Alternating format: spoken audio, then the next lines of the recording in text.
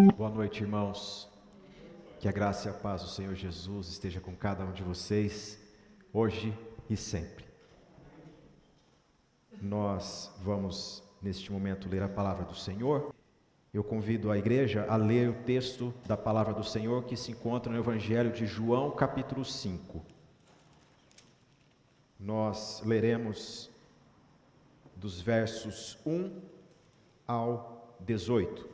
Diz-nos assim a palavra do Senhor: Passadas estas coisas, havia uma festa dos judeus, e Jesus subiu para Jerusalém.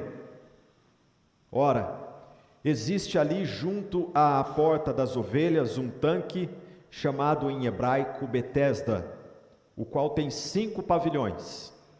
Nestes jazia uma multidão de enfermos, cegos, coxos, paralíticos, esperando que se movesse a água, porquanto um anjo descia em certo tempo, agitando-a.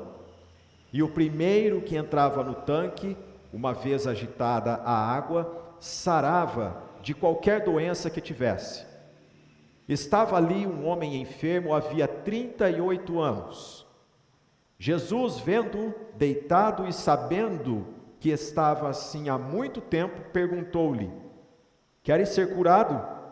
Respondeu-lhe o enfermo: Senhor, não tenho ninguém que me ponha no tanque quando a água é agitada, pois enquanto eu vou, desce outro antes de mim. Então lhe disse Jesus: Levanta-te, toma o teu leito e anda. E imediatamente o homem se viu curado, e tomando o leito, pôs-se a andar. E aquele dia era sábado. Versículo 10. Por isso disseram os judeus ao que fora curado: Hoje é sábado, e não te é lícito carregar o leito. Ao que ele lhes respondeu: O mesmo que me curou me disse: Toma o teu leito e anda. Perguntaram-lhe eles: Quem é o homem que te disse: Toma o teu leito e anda? Mas o que fora curado não sabia quem era, porque Jesus se havia retirado, por haver muita gente naquele lugar. Mais tarde, Jesus o encontrou no templo e lhe disse: Olha que já estás curado, não peques mais, para que não te suceda coisa pior. O homem retirou-se e disse aos judeus que fora Jesus quem o havia curado. E os judeus perseguiam Jesus porque fazia estas coisas no sábado. Mas ele lhes disse: Meu pai trabalha até agora, e eu trabalho também. Por isso, pois, os judeus ainda mais procuravam matá-lo, porque não somente violava o sábado, mas também dizia que Deus era o seu próprio Pai, fazendo-se igual a Deus. Oremos mais uma vez. Senhor, graças te damos por tua palavra e pelo privilégio que temos de estarmos aqui reunidos presencialmente. Graças te damos por cada irmão que nos assiste pela internet. Visite a cada um neste momento. Ó Deus, fale ao coração de todos nós, que todos sejamos tocados pela graça do Senhor, através da tua palavra. Ó Senhor, pedimos que o Senhor aplique a tua palavra ao nosso coração, pois esse é um feito que somente o Senhor pode realizar no coração humano. Bendizemos o teu santo nome e graças te damos em nome de Jesus. Amém. Os irmãos podem se assentar, por gentileza.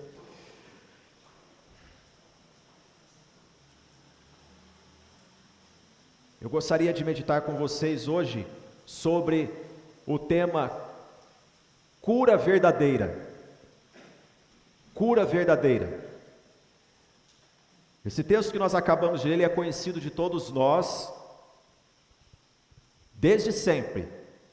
Quando nós falamos tanque de Betesda, logo a nossa imagem pinta um cenário que é o narrado aqui. Mas cabe a nós essa noite elucidar algumas coisas sobre esse texto, para que tenhamos compreensão da mensagem. Primeiramente, devemos saber o seguinte, que no tempo dos apóstolos, eles escreviam com um público em mente. Mateus escreveu para o público judeu, e a mensagem de Mateus é que Jesus é o rei prometido da parte de Deus, da linhagem de Davi. Nós também temos o Evangelho de Marcos, que foi escrito por João Marcos, que era discípulo de Pedro, e Marcos tem em mente o público gentio, o público da igreja em geral, daqueles tempos. E nós temos o Evangelho de Lucas, que também foi escrito para gentios. Provavelmente Lucas ele era natural de Antioquia da Síria. Assim os estudiosos e historiadores tendem a afirmar. E nós temos o Evangelho de João, que foi escrito especificamente pelo apóstolo João, provavelmente nos dias da sua velhice, para o público grego. João escreve o Evangelho com o público grego em mente. E vocês sabem muito bem que a cultura grega, ela endeusava muitos nomes. Tanto é que nós temos o hábito de dizer sobre os deuses do Olimpo, como que as pessoas elas cultuavam uma diversidade de deuses. Com isso até mesmo nos dias dos apóstolos. A filosofia também digladiava com esse conceito para tirar a mentalidade dos simples, da mística que havia naquele tempo, para trazê-los a alguma forma de razão. E João, nesse período, ele escreve o Evangelho com esse público em mente. E João afirma coisas preciosas. Por exemplo, que Jesus, ele é aquele que transforma a água em vinho. Somente Jesus pode fazer isso. No Evangelho de João, no capítulo 2, Jesus realiza o primeiro milagre do seu ministério, que é num casamento em Caná da Galileia. E ele transforma a água em vinho. O vinho é símbolo de alegria. João está afirmando para o seu público, tanto judeus como gregos e a igreja do mundo antigo, que Jesus é a alegria da vida do crente. Jesus também no capítulo 4, ele passando por Samaria, conversa com a mulher samaritana pedindo-lhe água, e a mulher questiona por que um judeu está conversando com ela que é samaritana, que naquele tempo os judeus não se davam bem com os samaritanos, e Jesus prova ali que ele é a água da vida. A água mineral, ela acaba, ela é um recurso limitado, mas Jesus é a água da vida, que quando nós somos invadidos por essa presença graciosa, a sede da nossa alma é estancada. E aqui nós temos, mais uma vez, o elemento água sendo apresentado por João numa narrativa maravilhosa. E ele evoca um evento num endereço que havia em Jerusalém antiga, que é o tanque de Betesda. O que era o tanque de Betesda? O texto começa nos dizendo, no versículo 1, passadas estas coisas, havia uma festa dos judeus. Provavelmente, ou era a festa da Páscoa, ou festa dos tabernáculos. Não podemos afirmar porque o texto assim não nos induz. Mas, diz-nos, e Jesus subiu para Jerusalém. A lei de Deus é maravilhosa, porque quando Deus libertou o seu povo do Egito, a primeira coisa que Deus fez com o seu povo foi instituir festas. Um povo que era escravo, um povo cuja vontade era para os seus senhores, um povo que não decidia a hora de dormir, de acordar, quando comer, o que beber. A vontade do povo hebreu no Egito era toda do faraó. Eles viviam sob amarga opressão, mas quando Deus liberta o povo do Egito, Deus institui festas no meio do seu povo. Isso não é maravilhoso? A presença de Deus traz alegria, gente. Por isso que nós temos a palavra culto na nossa vida. Culto significa celebração.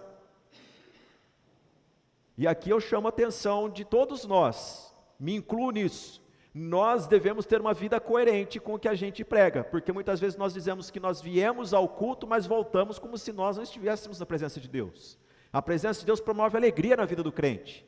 A presença de Deus traz satisfação para a vida do crente. Ele não frequenta culto para depois buscar satisfação no mundo. Não, o culto a Deus traz plena alegria e água da vida.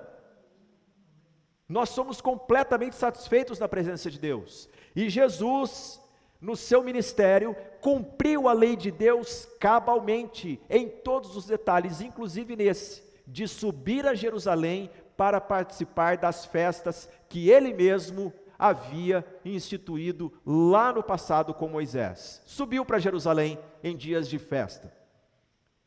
E o versículo 2 nos diz: ora, existe ali, João está falando com um público na sua velhice, provavelmente depois de muitos acontecimentos em Jerusalém, mas ele sempre narra no tempo presente, fazendo o leitor se situar como se estivesse ao vivo e a cores. Ele diz: existe ali, junto à porta das ovelhas, a porta por onde os pastores passavam com as ovelhas para o templo, o acesso ao templo, onde eles conduziam as ovelhas para o sacrifício no templo. Junto à porta das ovelhas, um tanque chamado em hebraico Betesda, o qual tem 5 pavilhões. Betesda pode significar 2 coisas. Em primeiro lugar, casa das azeitonas ou da misericórdia. Há uma corrente que diz que a casa da derrama, onde o azeite onde a azeitona era prensada e o azeite escorria para grandes reservatórios. Mas há um significado sim, com misericórdia, casa da misericórdia, porque onde há prensa do fruto da oliveira, há azeite. Azeite significa bálsamo para as feridas, cura para as dores e feridas.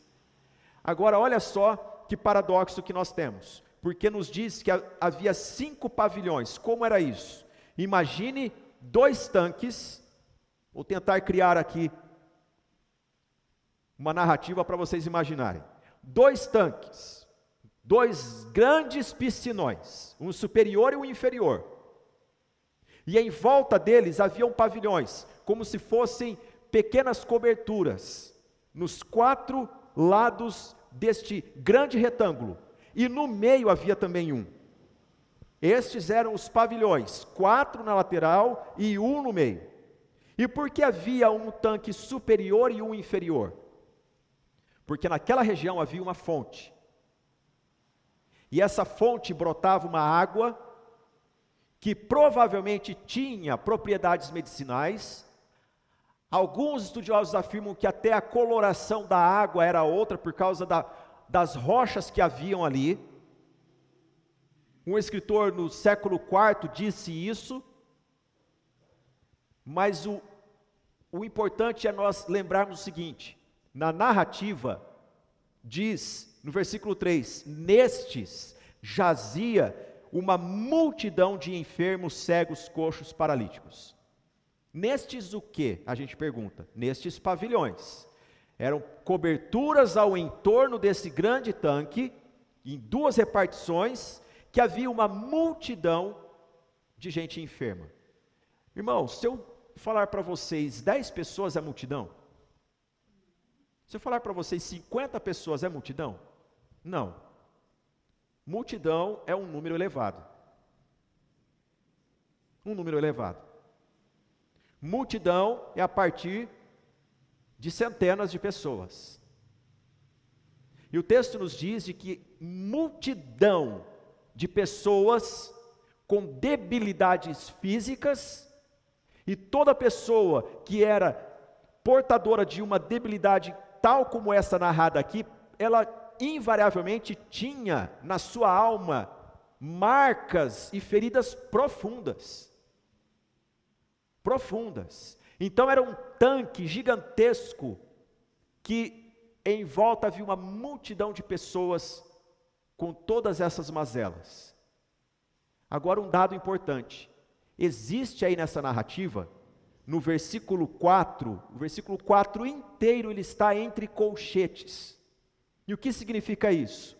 É que este período do versículo 4, irmãos, ele é um comentário posto no texto, para que entendamos a resposta que o homem paralítico deu a Jesus.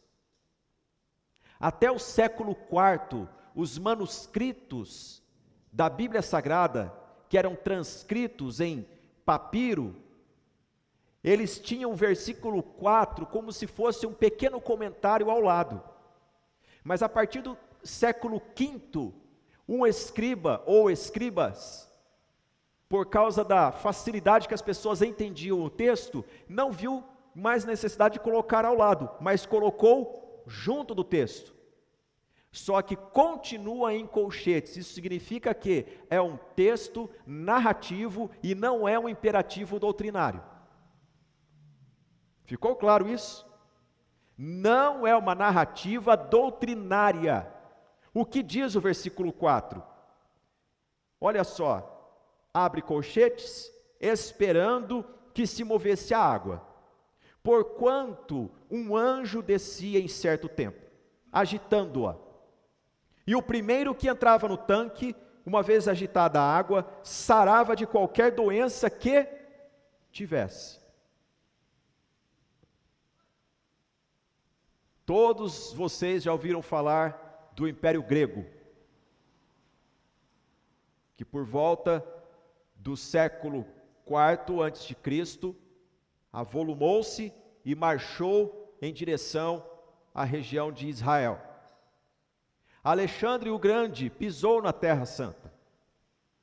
Alexandre o Grande e seus generais marcharam com seus exércitos naquela região. Mas Alexandre o Grande, após conquistar o mundo antigo, ele veio a falecer com aproximadamente 33 anos. E todo o Império Grego foi dividido em 4 com seus generais. Um dos seus generais ficou com um território que compreende o espaço geográfico de Israel, e o nome desse general era Ptolomeu. E ele governava esta região com um braço forte, imprimindo a filosofia e a religião grega sobre as pessoas. Por isso que o grego tornou-se língua comum do mundo antigo, e a Bíblia no Novo Testamento, a sua maior parte foi escrita em grego koiné, ou grego comum, que todo mundo falava. A Bíblia foi escrita para que todo mundo leia, gente, todo mundo entenda. Não é segredo para ninguém. Acontece que com a influência grega no espaço israelita, quando viram uma fonte a brotar desta água nas cercanias de Jerusalém, o que esse povo de origem helênica, grega, fez com esta fonte? Eles criam num deus chamado Esculápio ou Asclépio, que era o deus das causas impossíveis. Quem estivesse passando por uma grande dificuldade na vida recorria a Esculápio, que é símbolo da medicina até os dias de hoje, aquele símbolo de uma serpente nos anéis de formatura, nos jalecos. Isso é um símbolo grego da medicina. E o que havia por detrás do mito desse deus Esculápio é que ele operava de forma tão misteriosa como o vento. E onde havia uma fonte d'água, ele poderia atuar.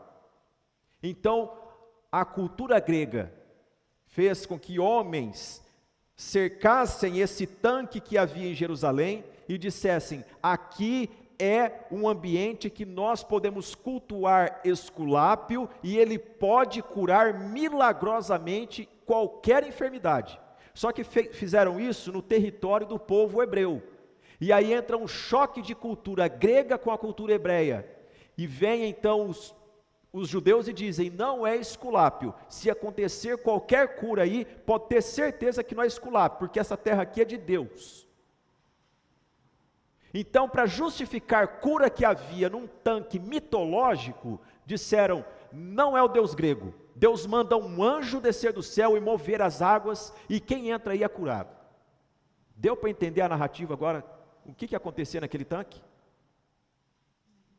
Por isso que isso aqui, gente, não é base doutrinária para que qualquer pessoa venha pregar uma mensagem de você ter fé e se aproximar do tanque, que se você pular no tanque você é curado. Ou que qualquer pessoa venha cantar música para que Deus mova as águas para que pessoas sejam curadas, porque isso é heresia. Porque o texto está dizendo, entre colchetes, que um anjo descia em certo tempo. Deus não cura em certo tempo, Deus cura todo o tempo. Outra coisa que o texto diz é que este anjo agitando a água, Deus não precisa de um elemento natural para realizar os seus milagres, Deus é Deus. Pelo poder da sua palavra Ele cura. O texto também nos diz que o primeiro que entrava no tanque, uma vez agitada a água, sarava de qualquer doença que tivesse, era o primeiro. Você imagina o que esse mito fez com esse tanque?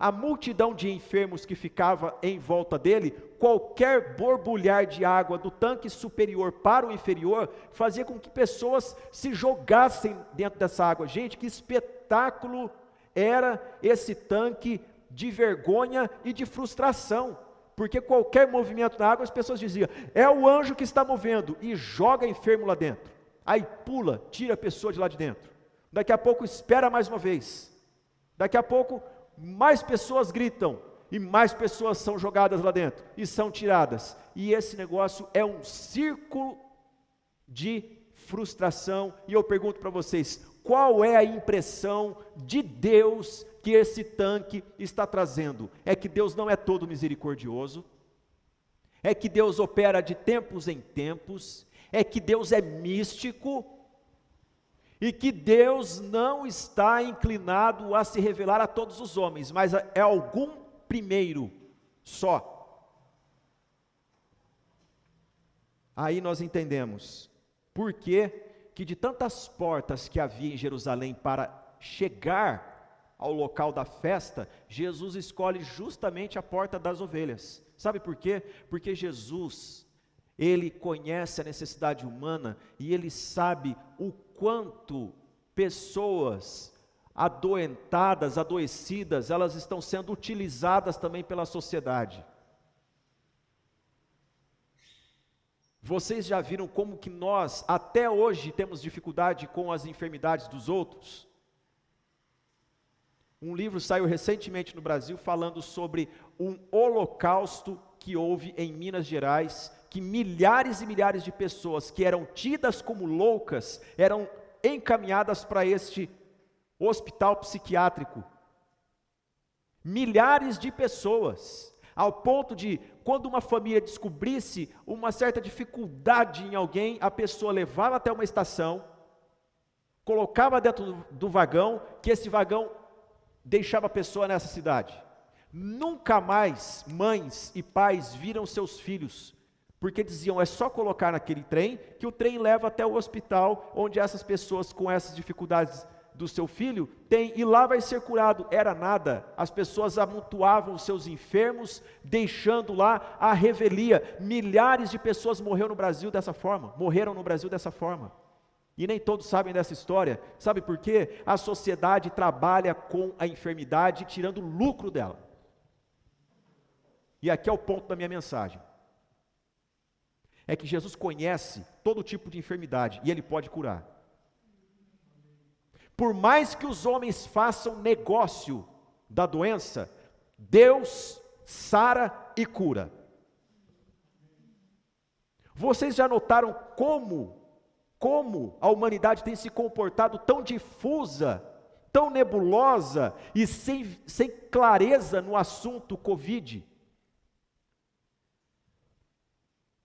À guisa de responsabilidade, eu vou afirmar aqui, coronavírus existe, as pessoas podem sim ser infectadas se não tomarem cuidado, se nós não tomarmos as devidas precauções, não negamos Covid, é um mal neste momento, o mundo está sendo assolado por isso, mas você já se perguntou, por que não há nenhum dado desses milhares que morrem, quantos deles são fumantes?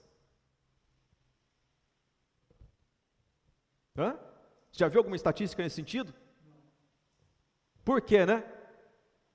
Gente, desde há muito tempo, o homem vê oportunidades de tirar proveito na enfermidade dos outros.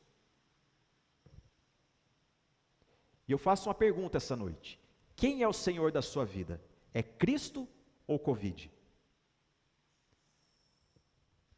Não tem como você servir a esses dois senhores. Escolha. Ou Cristo move você na direção da cura e da vida, ou você usa o nome de Cristo por uma honradez a Deus, mas é motivado por Covid em tudo. É o que nós vemos hoje em dia. Eu vou reiterar, devemos tomar toda a precaução, devemos ter distanciamento social, devemos ter cuidado com o que fazemos, com o que ingerimos, com o que tocamos, devemos, mas está se tornando um problema social e tem gente lucrando com isso. Quanto que as pessoas têm perdido de um lado, mas em outra ponta nós não temos informações. As estatísticas, elas estão aí, e nós perguntamos dessas pessoas que morreram. Eram tantos de diabéticos, tantos de asma, tantos disso, mas quantas pessoas tinham vício em tal coisa? Não informa. Por quê? Porque vai afetar um lucro em alguma proporção. Então não informa, não faz estatística disso, não informa. O que acontecia nos dias de Jesus? As pessoas tomavam os enfermos e levavam para o tanque de Betesda e falavam: fica aí. Fica aí. Engula esse mito que os gregos colocaram, misture isso com alguma lenda de anjo que vem do céu, mas fica aí você com o seu problema, que eu vou cuidar da minha vida. E lá ficavam as multidões. E Jesus adentra por essa porta, vai ao tanque de Betesda e diz-nos a palavra do Senhor, no versículo 5, estava ali um homem enfermo, havia 38 anos. Deixa eu dizer uma coisa para vocês. Esse problema da doença cultural é tão sério que pessoas podem ficar 38 anos no tanque. Segundo a crendice da cultura que é imposta. Esse homem ficou lá esse tempo todo. Mas veja só a partir do versículo 6 a narrativa. Jesus, vendo-o deitado e sabendo que estava assim há muito tempo, perguntou-lhe: queres ser curado? Irmãos, Jesus é Deus, Ele sabe de todas as coisas. Jesus não precisa perguntar nada para ninguém. Mas por que Jesus pergunta? Ou melhor, faça um estudo da Bíblia Sagrada, anotando todas as perguntas de Deus para o homem. Deus sabe todas as coisas, Deus não precisa que o homem lhe informe nada. Como diz a palavra, quem foi o seu conselheiro? Quem o doutrinou? Quem o ensinou? Ó profundidade da riqueza, tanto da sabedoria como no conhecimento de Deus. Que mistério! Mas Deus pergunta, sabe para quê? Para que o homem se enxergue e se veja. Exemplo disso é que quando Adão pecou, ele se escondeu. E na viração do dia, o Senhor Deus veio até ele e perguntou: Adão, onde estás? Será que os olhos do Senhor não já tinham contemplado o arbusto onde ele se escondia, ou a pedra a qual ele utilizou como muro? Deus sabe de todas as coisas, mas por que Deus perguntou? Para que Adão visse o estado em que ele estava, longe de Deus. E aqui Jesus sabe da necessidade desse homem, sabe que ele está há 38 anos e faz uma pergunta para ele, que é qual? Queres ser curado? Meus irmãos, Jesus pergunta a mesma coisa hoje em dia: queres ser curado? Queres ser curado? Você que está com medo, paranoico pelas informações que têm sido despejadas sobre você e sobre sua família, hoje em nome de Jesus, o Senhor também pergunta para você: você quer sair disso? Você quer abandonar isso? Você quer romper com os grilhões desse negócio que te prende nesse tanque, nesse mito? A doença é real, ela existe, mas o mito em volta dela pode aprisionar a pessoa por toda a vida. E ao dizer isso, respondeu então o enfermo, no versículo 7, Senhor, olha a resposta dele: não tenho ninguém que me ponha no tanque. Se não tivesse aquele colchetes ali em cima, explicando o mito, nós não entenderíamos o que esse homem estava respondendo para Jesus aqui, gente. Viu como é importante a gente revirar o texto bíblico, estudar? Não tenho ninguém que me ponha no tanque quando a água é agitada. O homem cria na mitologia da cura. O homem cria na mitologia de um anjo que descia para mover as águas. E ele evidencia isso na fala dele. A pergunta de Jesus é: queres ser curado? Mas ele entende a pergunta de Jesus de que forma? Por que você ainda é doente? Jesus não perguntou isso. A resposta dele cabe bem a essa pergunta: por que você ainda é doente? Mas não foi isso que o Senhor perguntou a ele. O Senhor disse para ele: você deseja levantar e andar e viver independente desse tanque, dessa cultura de doença que te colocaram aqui? Essa é a pergunta.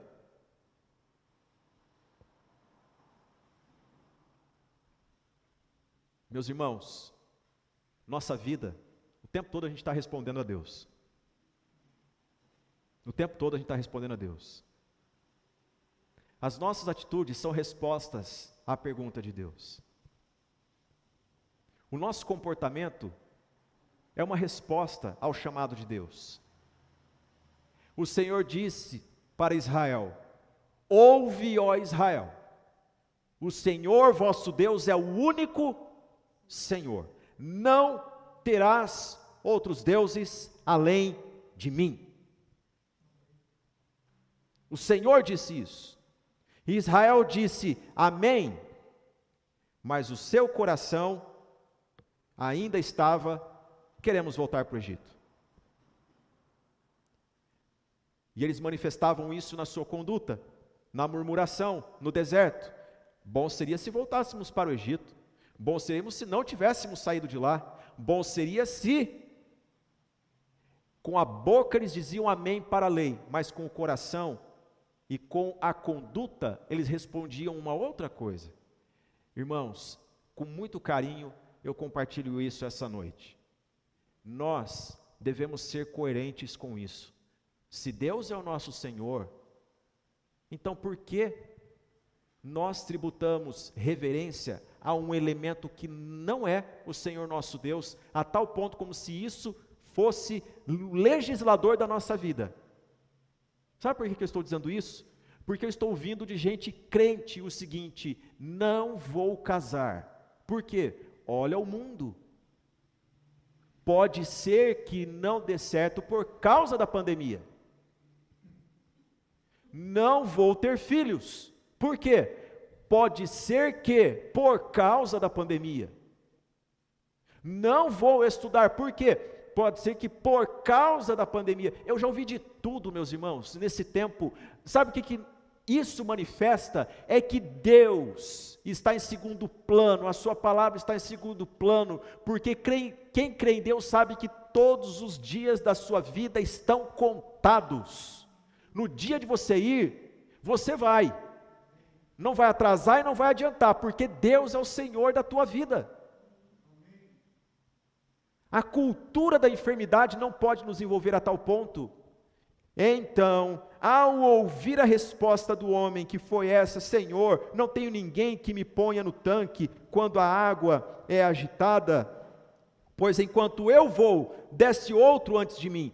Imagine só essa experiência. A família vem e diz: você está aí ainda? Estou. Por quê? Você está deixando outro na tua frente? Pague alguém para te pegar no colo e te jogar lá dentro. Troque de pessoa, fique de outro lado, mude o lado do tanque.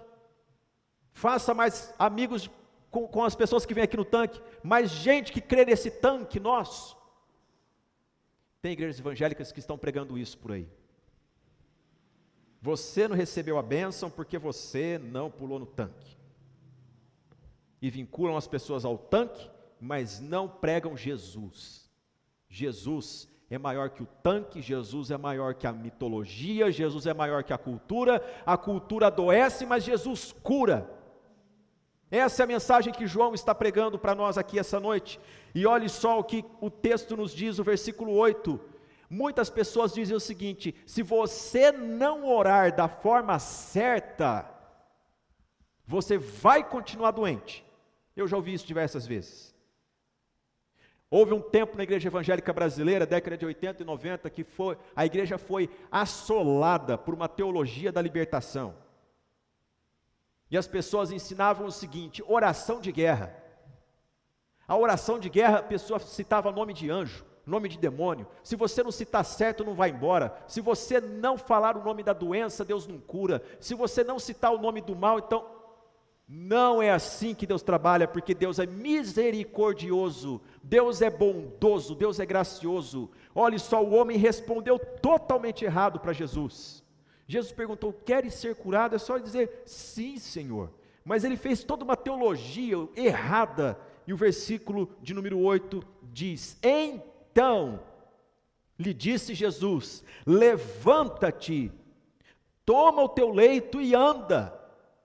Essa noite Jesus fala a mesma coisa para todos nós, meus irmãos. Não fique no tanque, levanta-te, toma o teu leito. Isso que utilizam para te carregar para lá e para cá e te colocam num invólucro de mitologia, rompa com isso, levanta-te, toma o teu leito e anda. E ao ouvir isso, o homem se enxerga. Porque o texto no versículo 9 diz: imediatamente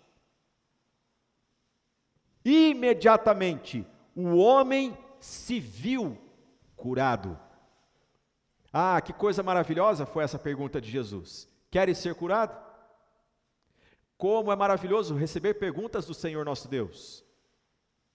Ele nos pergunta, e quando a pergunta do Senhor vem ao nosso encontro, a gente diz: olha o estado em que eu estou, olha como eu estou, olha a minha condição, não posso ficar assim. Perguntas, gente, quebra dinâmicas de pensamentos doentios. Então, versículo 9 diz: imediatamente o homem se viu curado, e tomando o leito, pôs-se a andar. E aquele dia era sábado. Por isso disseram os judeus ao que fora curado: hoje é sábado e não te é lícito carregar o leito. Aqui nesse contexto, era a cultura religiosa judaica dos dias de Jesus, que usava a letra da lei de Deus, mas não queria o espírito da lei de Deus, que é o amor de Deus. E utilizando da letra da lei, oprimia os outros, dizendo: você vai viver de acordo com os nossos ditames. Você se lembra de quando Jesus foi a Gadara e havia ali um homem possesso de espírito maligno? De quantos demônios? Uma legião. Uma legião poderia variar num destacamento romano de 3 a 7 mil soldados romanos. Se um demônio desgraça a vida de uma pessoa por todo o tempo, imagine 6 mil dentro de um. E Jesus, ao libertar aquele homem daqueles espíritos malignos, os homens da cidade vieram, viram o homem são, mas ficaram irados contra Jesus. Não era para Jesus libertá-lo. Não era. E por quê? Os espíritos malignos saíram daquele homem e entraram numa manada de porcos, e os porcos se precipitaram em alto mar, pularam do desfiladeiro. Às vezes a gente lê e não pergunta para o texto o que o texto está querendo nos ensinar. Os judeus não podiam ter porcos como animais de criação, e eles estavam muito longe da lei de Deus, porque eles estavam cultivando porcos. Os demônios saíram do homem, entraram nos porcos, e os porcos precipitaram em alto mar. Os homens vindo, diz a palavra do Senhor com esses termos: vindo os porqueiros, os donos das manadas de porcos, vendo o homem são, ficaram irados contra Jesus, porque os porcos morreram. É assim que uma sociedade sem Deus se comporta: vê a cura, mas diz: não concordamos com a cura, queremos a doença. Queremos a doença. Aqui Jesus está mostrando para nós o seguinte: o Senhor, Ele está sim interessado em curar pessoas de dentro para fora, de fora para dentro, curar para a vida. E o que é a cura verdadeira? É isso, é que quando a pressão cultural religiosa se acerca desse homem e começa a interrogar: quem foi que fez isso? Quem te deu autoridade? Por que você está fazendo? No versículo 11 diz: o mesmo que me curou me disse: toma o teu leito e anda. Quem tem autoridade para me colocar de pé na vida, disse para que eu tome essa tarimbinha de palha, enrole ela, coloque debaixo do braço e saia desse tanque. E a palavra do Senhor nos diz que eles perguntam: quem é o homem que te disse, toma o teu leito e anda? Versículo 13, mas o que fora curado não sabia quem era. Meus irmãos, aqui está uma coisa que nós precisamos meditar. Deus é bom, Deus é maravilhoso, Deus faz o seu sol nascer sobre maus e bons, e dá a sua chuva para justos e injustos, mas Deus pode fazer isso para qualquer pessoa. A doçura do Evangelho é que Deus se dá a conhecer para nós, e conhecer a Deus vale muito mais que qualquer coisa, porque quando esse homem está curado, ele está ainda com uma pergunta no seu coração, e essa pergunta é: quem é aquele homem que foi no tanque e curou a mim? O texto nos diz, no versículo 13, que por haver muita gente naquele lugar, Jesus se retirou. E nós perguntamos: por que Jesus curou este homem e se retirou do tanque? É simples, é que Deus não divide a sua glória. Deus não ia deixar as pessoas confundir a sua glória com o tanque. Então ele curou um único homem e gerou uma interrogação gigante ali. Quem fez isso? Onde ele está? Não está no tanque. Então não foi o tanque que curou, porque esse homem está seco. Procuremos quem é o homem que curou ele. O homem está seco e curado. Quem é ele? E então começa essa interrogação, e o homem, mais tarde, no versículo 14, nos diz: Jesus o encontrou no templo. Está escrito assim na sua Bíblia? Quem encontrou quem, gente? Jesus encontrou o homem. Foi Jesus quem te encontrou, não foi você que encontrou Jesus.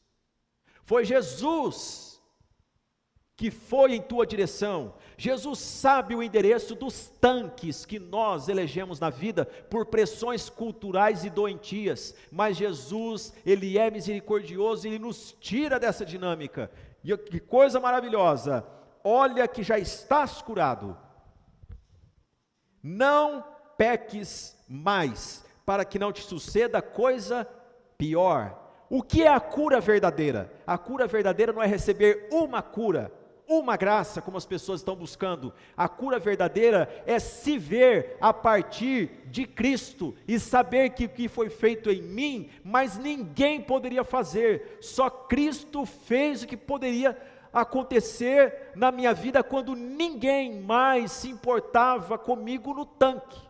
E por causa disso eu decido seguir somente a Ele. Esse que me curou, o nome dele é Jesus, e o seu nome é Jesus porque o significado é: Deus é a salvação. E se eu tenho Jesus, eu tenho o Salvador, e o Salvador não veio para assuntos a posteriori da vida, quando eu morrer, não, é para já. O nome de Jesus significa que Deus sara hoje, agora. Queres ser curado? Queres sair dessa dinâmica doentia de tanque? O tanque é um mito. E então, esse homem recebe essa mensagem, que cura verdadeira não é apenas o físico estar aprumado para andar, mas o coração também ter desejo de ser santo, porque não desejar pecar contra o Senhor é desejar a santidade, e a Bíblia nos diz que sem santidade ninguém verá a Deus. O que é a cura verdadeira? É você receber cura no físico e cura no teu espírito. De que adiantaria uma pessoa estar curada no físico, mas o seu coração rebelde contra Deus? De que adianta Deus te curar de uma dívida enorme e você continuar com o coração zombando de Deus? A cura verdadeira é que a graça de Deus te tira de um tremedal de lama, como diz o Salmo 40 que nós lemos, e nos coloca aprumados na vida em direção a Deus, dizendo: o Senhor é meu Deus. Não é o tanque, não é Covid, não é enfermidade. Ao dizer isso, Jesus mostra quem é Ele, porque quando as pessoas tentam colocar uma cerca no ministério de Jesus, ele fala: meu Pai trabalha até agora, e eu trabalho também. E o que é o trabalho de Deus? Senão fazer novas criaturas. Deus conhece o teu endereço, sabe o tanque que você está. E para Jesus, festa verdadeira é festa no céu. Não é festa em Jerusalém, não é festa em Caná. Festa verdadeira é aquela que alegra o céu. É quando um pecador se arrepende e ouve essa palavra: vá e não peques mais. Você é uma pessoa que vive isso, promovendo festa no céu? Ou você vive de acordo com a dinâmica do mundo, alimentando um tanque, como os judeus naquele tempo faziam? Irmãos, posto isso, que nós saibamos, a graça de Deus vem ao nosso encontro para nos tirar desses tanques, dos mitos e das culturas de doença que nos cercam, e Jesus nos coloca de pé na vida. Seja prudente, faça a tua parte, mas adore somente a Deus, e deva a tua vida unicamente a Deus. Somente Ele pode legislar a tua vida.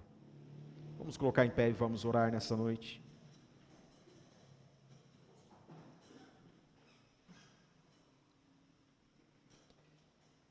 Oremos. Senhor, graças te damos por tua santa palavra, que nos vem ao encontro e nos faz, ó Deus, reconhecer onde nós estamos.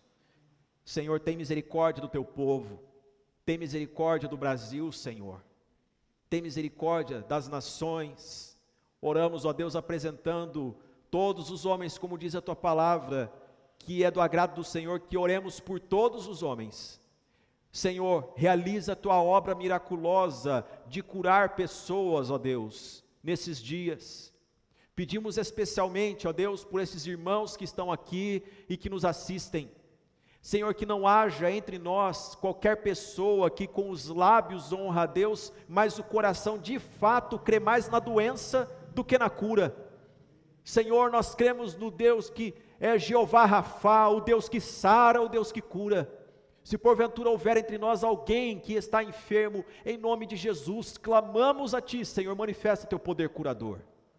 Se porventura houver alguém em casa, enfermo, precisando da graça curadora do Senhor, que essa pessoa receba, ó Deus, da Tua parte, que a virtude do Senhor flua neste momento para a glória do Teu nome. Senhor, perdoa-nos os nossos pecados, principalmente pela incredulidade de muitas vezes olhar para a pandemia e pensar que Deus não pode curar e que a nossa vida pode ser moldada por um tanque que nos coloca e nos oprime em direção a Ele. Senhor, cura o Teu povo, cure a nós, perdoa-nos os nossos pecados. Essa é a nossa oração, no nome santo de Jesus. Amém.